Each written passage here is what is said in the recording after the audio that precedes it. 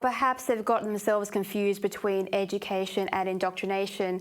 As another one of our Spectator writers said, we've had a university class particularly who have voted yes, not necessarily the educated class of Australian citizens. Although I did rather hope that more than 60% of Australians would say no to racial division. It's a little sad that it's not more than that, but at least they did eventually come and say no.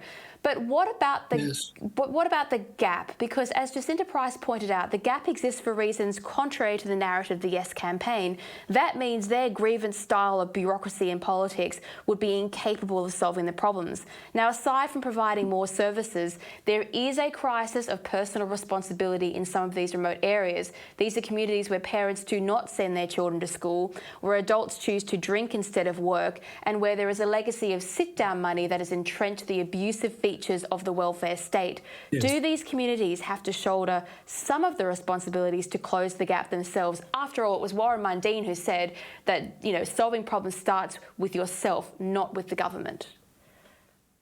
Yeah, I think the government has to introduce programs which will enable Aboriginal people to look after themselves, especially in remote communities in Queensland and in Western Australia.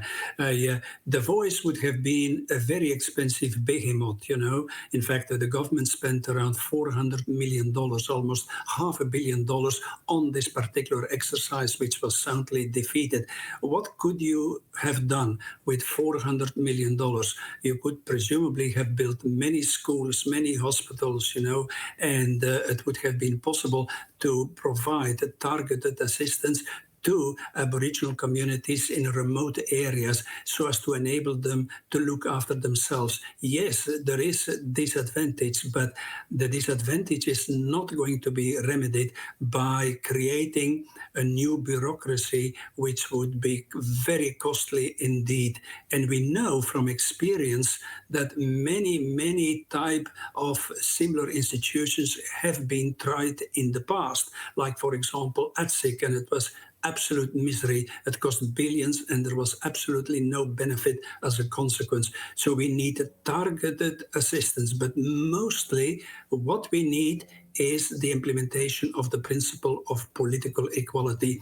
We need to treat Australians, regardless of how long they have been in this country, 5 years or 10 years, or whether they have an ancestry, we have to treat them equally, and therefore, we need to implement that principle of political equality, regardless of race, which is, after all, a characteristic over which we have no control.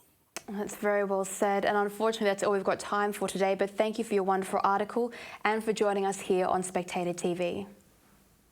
It's my pleasure. Thank you.